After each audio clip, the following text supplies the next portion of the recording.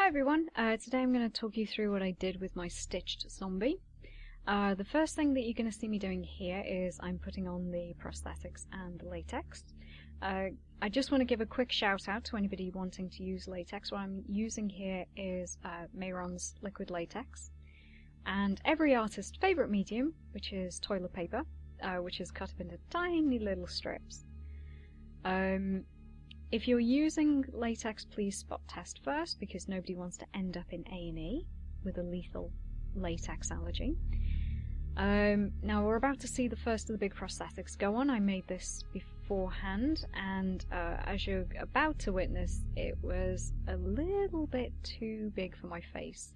So what you see me here is you see me putting it on, and then I cut away the excess very carefully. Like I say, nobody wants a trip to A&E over a face painting job. And there is a lot of latex used in this design, a lot. So you're just seeing me use a little bit of tissue paper there to sort of blend it out. And just build up, you know, texture and make it really stand out from the rest of my face. And you'll be surprised that although I think that a fair amount of latex was used here, it wasn't massive amounts, not as much as you'd think to give it kind of depth. Now what we're seeing here is the throat piece going on, and when I first put it on, I quickly realised that it was way too big. It was sort of hindering the movement of my neck. So what I did was I took it off, and I cut it down to size, and then put it back on, and then blended the remainder back in with a little bit of more toilet paper, more bog roll. That's what that needs.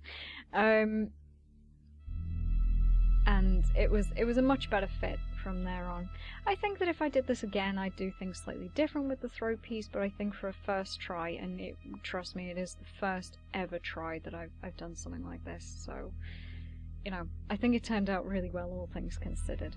And then after this had dried, don't worry, I'm not going to make you watch me stand there with a hairdryer for 15 minutes, we then moved on to the paint. I found the actual face painting part of this really simple. We start off with light washes of colour over all the different thirds of my face that were separated. The first one is a kind of purple. Don't forget to do your ears. And then the bottom half was like this kind of pale beige. And then I believe the last side of my face was... it started off with a kind of lime green, and I remember, you know, wandering around waiting for it to dry thinking, God, this is like the most pastel coloured zombie I think I've ever seen. But don't worry guys, it gets better. Don't forget to do that ear. Good girl. So now we've got the base, and it's a nice point to start working from. And what you're seeing me here is just switching out some stuff and then bringing in like more of my paints. And we start off by just using just a plain sponge, really cheap off Amazon, to just brush over some, you know, some dark red into those wounds, and just trying to cover up the white of the prosthetics. You'll see me use several different colours over my throat throughout this process. You know, there was some purple in there was some light red, dark red, there was even some black. Just to give a lot of colour, just a lot of gore, really. I think this piece started off more gory than I thought it was going to be. Then I take a finer brush, and using a really dark red, I just create this kind of scabby look. And because of the texture of the prosthetics, I didn't have to do too much brushwork with it, because it just sort of, it does that really naturally. And you go over the forehead pieces. And then we're using like different colours and just bruising it up a little bit. You know, mostly red, I've got to be quite honest. Just to make it look like the tissue had ruptured around the wounds and caused massive bruising.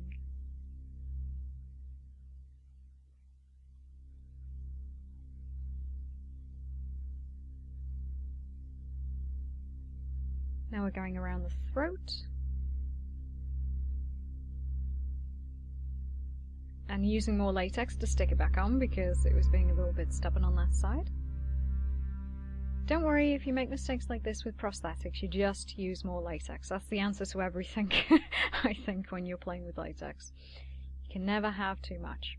So next we're going with a lighter red to make it look like the scabs are cracked. And now under the throat, using a bit of black to create some false depth, and then we're using red, and then under the chin you'll notice me like smudge like a lot of red under there. It just creates this perception of false depth and really separates what's going on the face with what's going on the throat. So you get this almost clean looking line.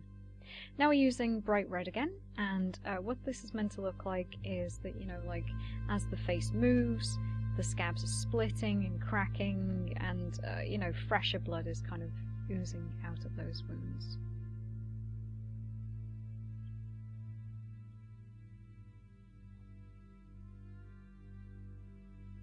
You'd never guess, but I'm actually really squeamish in real life. Typical. Now what we're doing around the hairline is we're adding a little bit of black. It creates depth and sort of brings the entire piece into the entirety of the head, rather than sort of going, well, that's the hairline, that's the end of the makeup, guys. You want to give the impression that, you know, that rock goes all the way back. And you see me adding depth to the bones of my face and sinking my eye sockets. When you're doing this, be sure to go darker in the corner of the eye and then lighter as you drag it out. I added some eye pencil to really make that eye sort of stand out, and same with the brow. You know, when you're a zombie, you gotta be, you know, you can't ignore glamour just for the sake of a little bit of rot and decay, right?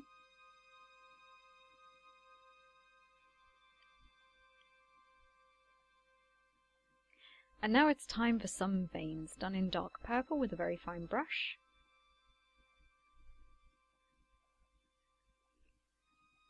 When you're adding them, try not to go too mad with this. I mean, like, once you've added a couple of them, you know when to stop. And then we're sinking the other eye. This time I'm using the green from a Mayron bruise wheel.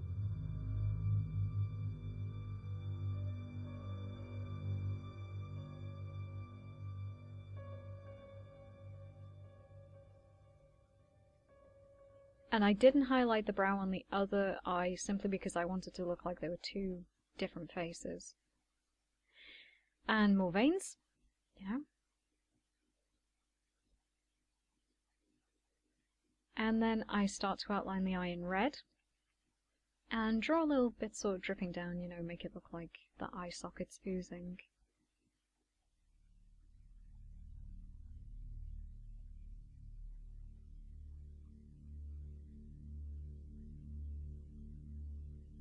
Now what I do here is I make my lips red, and then I go over them in a little bit of white. So it defines them and makes them stand out, but at the same time, you know, it still looks dead.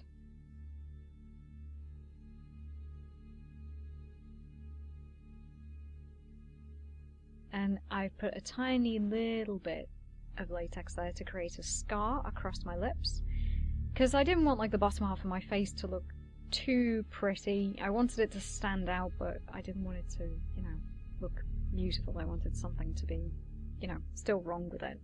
So I created this kind of slash across my mouth. You paint it in dark red, and then you bruise around the outside of it.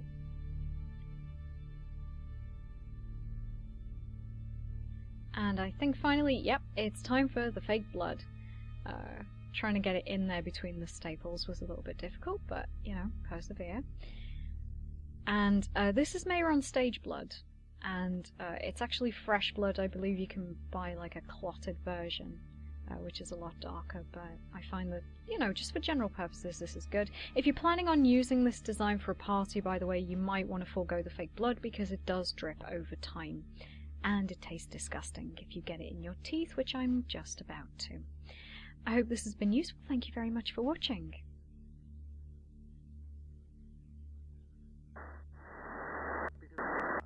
Goodbye, because it's going to be handed to you in slices. And no, you can never be like us. You're a piece of shit.